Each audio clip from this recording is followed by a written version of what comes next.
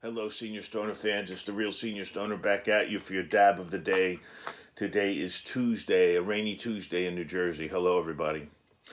Well, today's topic is going to be one that I think all of us are going to understand. And I'll start by saying this: the devil is in the details. Remember that saying, the devil is in the details? Well, how much detail should we be giving people about what's wrong with us? How much detail should we be going into with our spouse on a regular daily basis? How much detail should we go on with a significant other, with a boyfriend, a girlfriend, people at work, friends, best friends, family members, sons, daughters, fathers, mothers?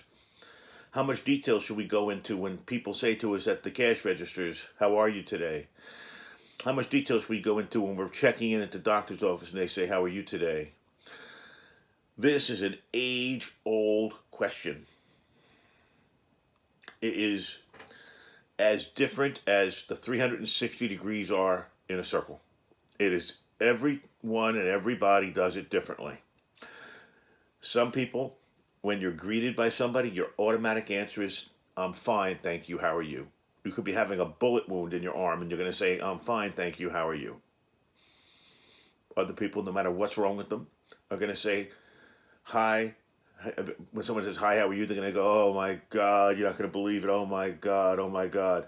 And they just, all the time, "Oh my God." Nothing specific, just "Oh my God." Then there are people that will be asked the question, "How are you today?" And they're going to say, "Oh, my IBS, the peristalsis is almost past my second loop, and it's really very difficult when it gets to my rectum, and my anus is puckering." I am not kidding you, by the way. Okay? So there is an extreme gap. There's an extreme difference, a delta, between the people that don't talk about anything and the people that talk about everything. What's the right place to be?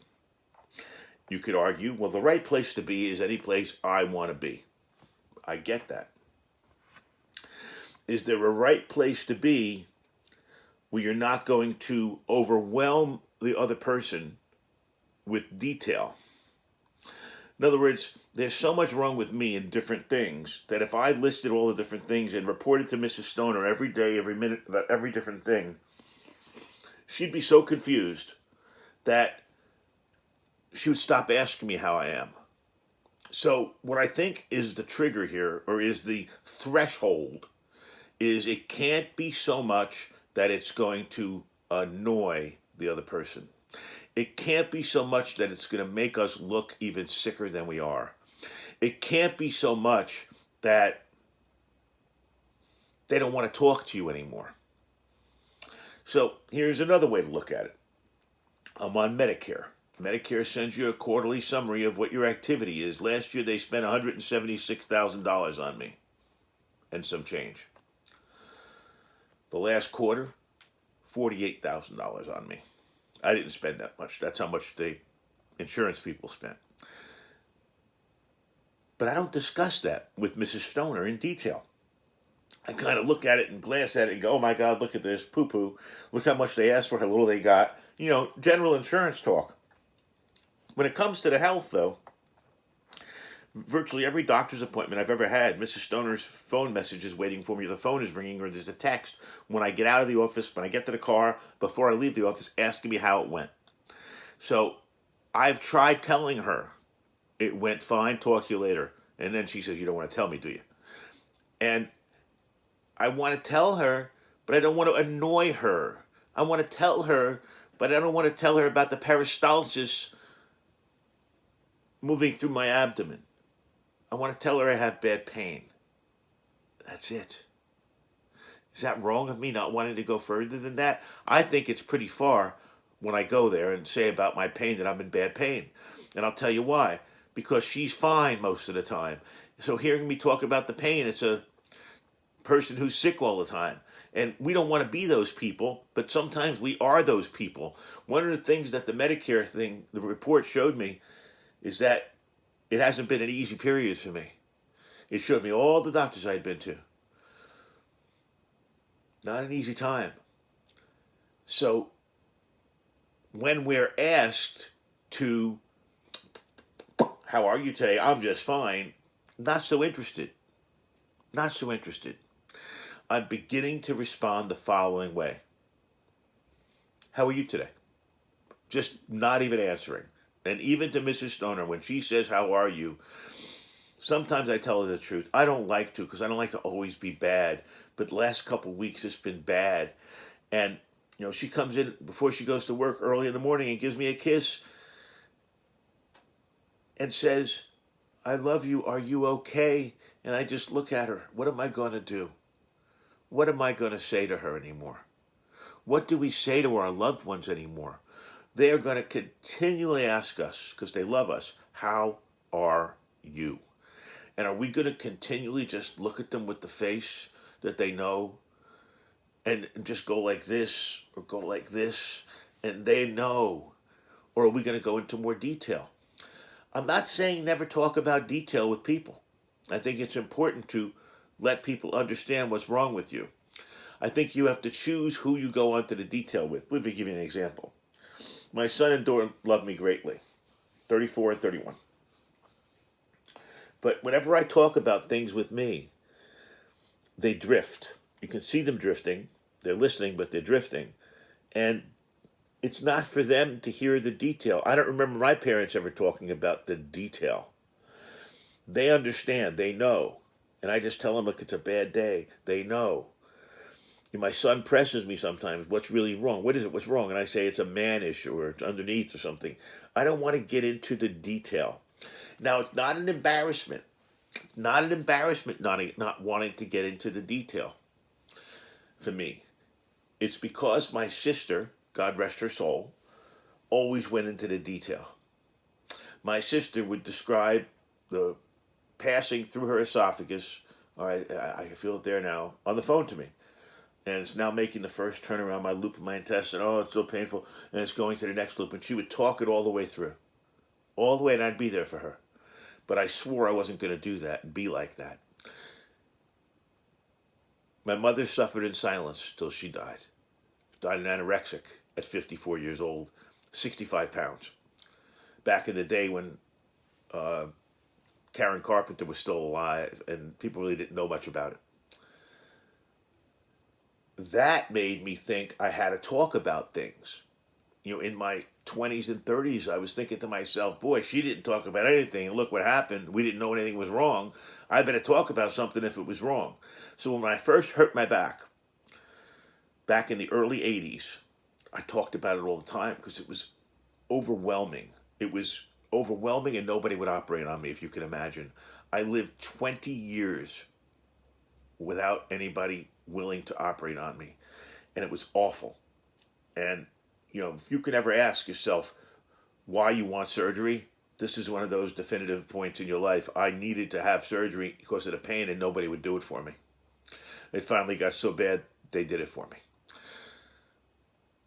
Back then, I was telling everybody every little part of my back that was bothering me because it was overwhelming. So here's the caveat to that. A lot of times when our pain is so overwhelming that you can't see straight, screw them. Tell them everything. Go into the detail. Whatever makes you feel better. Okay? See, here's the bottom line. Here's how you have to look at it.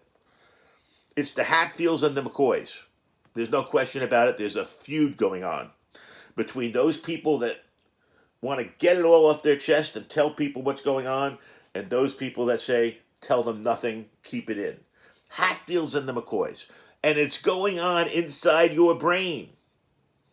There's a war going on inside your brain. Do I keep it in? Do I share it? If I share it, will people look at me differently? If I share it, will they think I'm a sickly person? So what? So what?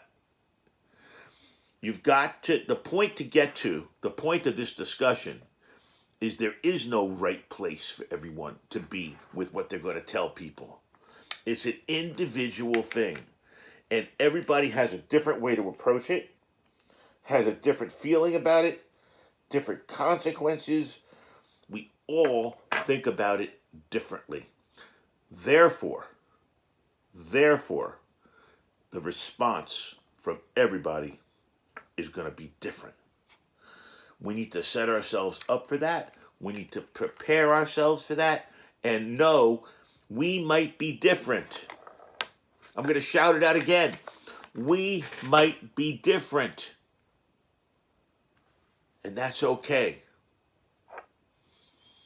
Let's take our dab.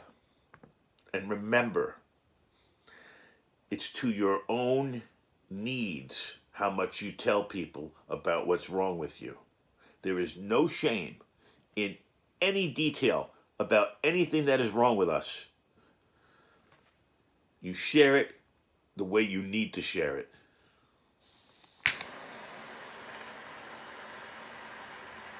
Here's our Rio dab of the day.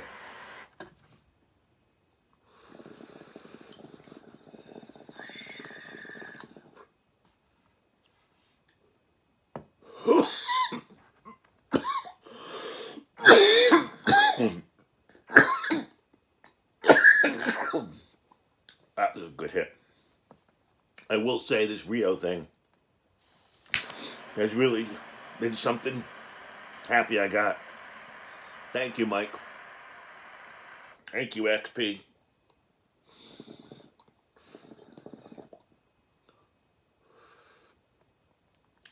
But to the topic.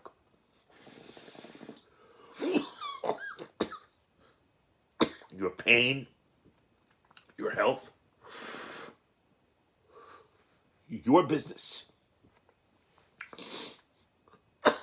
You can do what you want. The challenge is we don't want to make ourselves feel sicker. Forget about what other people perceive or think or what you think they think. You're probably reading it wrong. It's about what you think. So if you can feel good talking about a lot of stuff, do it. If you can feel good keeping it in, do it.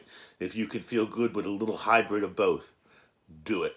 This is the Real Senior Stoner, wishing everybody less pain and the ability to communicate it what's way that's best for you. Cheers.